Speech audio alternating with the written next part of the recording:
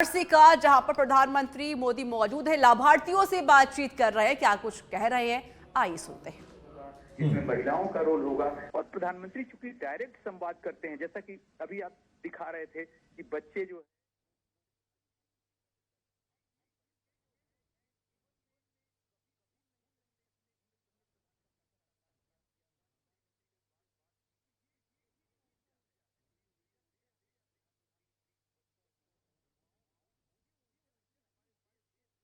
खा रहे हैं, जहां पर प्रधानमंत्री नरेंद्र मोदी लाभार्थियों से बातचीत कर रहे हैं और साथ ही उनकी जो समस्या है, क्योंकि देखिए महिलाएं भी आपको नजर आ रही होंगी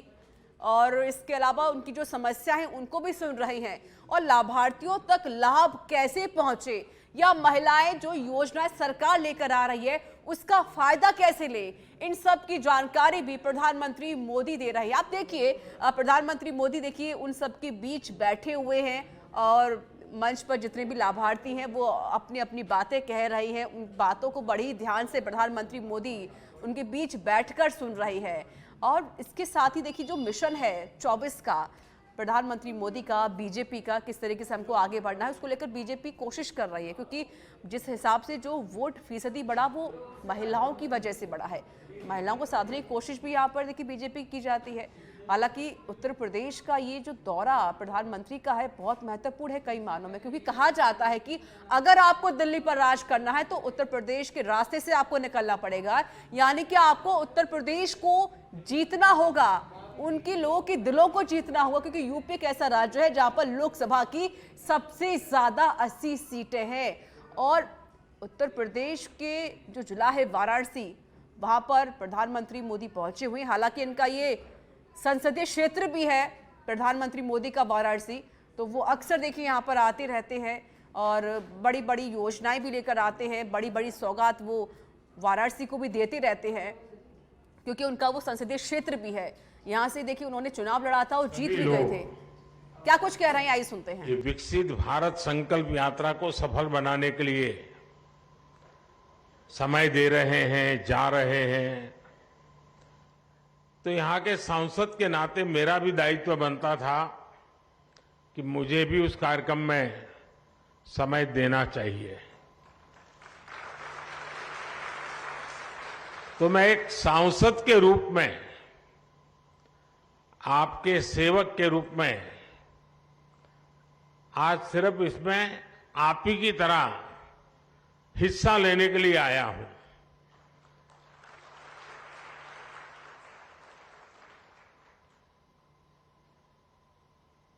हमारे देश में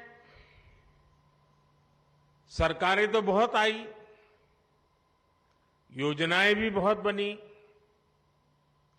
बातें भी बहुत हुई, बड़ी बड़ी बातें हुई, और उन सबका जो अनुभव था, जो निचोड़ था, तो मुझे लगा कि जी देश को सबसे ध्यान देने वाला काम जो है वो ये है कि सरकार जो योजना बनाती है, जिसके लिए बनाती है,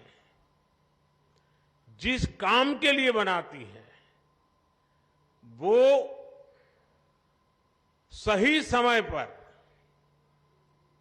बिना किसी परेशानियों के वो योजना उस तक पहुंचे। अगर प्रधानमंत्री आवास योजना है तो जिसकी झुग्गी है, झोपड़ी है, कच्चा घर है, उसका घर बनना चाहिए, और इसलिए उसको सरकार के चक्कर काटने की जरूरत नहीं है। सरकार को सामने से जाकर के काम करना चाहिए। और जब से आपने मुझे काम दिया है तो अब तक करीब 4 करोड़ परिवारों को पक्का घर मिल चुका है। लेकिन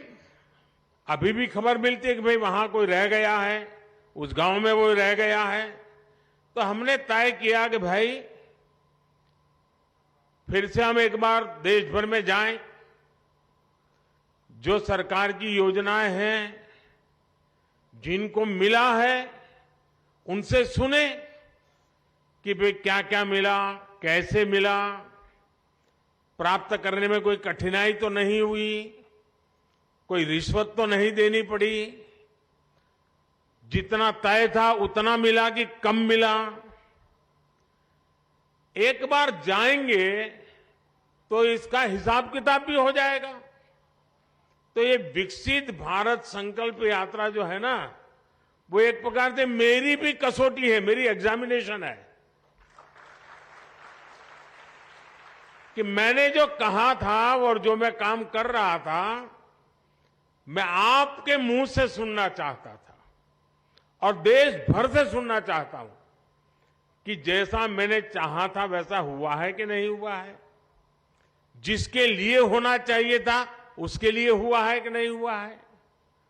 जो काम होना चाहिए था हुआ कि नहीं हुआ है। अब मैं अभी कुछ साथियों को मिला जिन्होंने आयुष्मान कार्ड का फायदा उठा करके गंभीर से गंभीर बीमारियों का इलाज करवाया है। उन्होंने एक्सीडेंट हो गया, हाथ पैर टूट गए तो अस्पताल में जाकर के मैंने उनको पूछा तो कह रहे थे साहब इतना खर्चा हम तो कहां से करते, जी लेते ऐसे ही। लेकिन जब आयुष्मान कार्ड आया तो हिम्मत आ गई, ऑपरेशन करवा दिया, अब शरीर काम कर रहा है। अब उससे मुझे तो आशीर्वाद मिलता ही है, लेकिन जो सरकार में बाबू लोग हैं ना, अफसर लोग हैं, जो फाइल पे तो योजना को आगे बढ़ाते हैं, अच्छी योजना भी बनाते हैं, पैसे भी रवाना कर देते हैं, लेकिन वहां उनका काम पूरा हो जाता है कि चलो वे 50 लोगों को मिलना था मिल गया, 100 लोगों को मिलना था मिल गया, 1000 गांव में जाना था चला गया। लेकिन जब वो ये बात सुनता है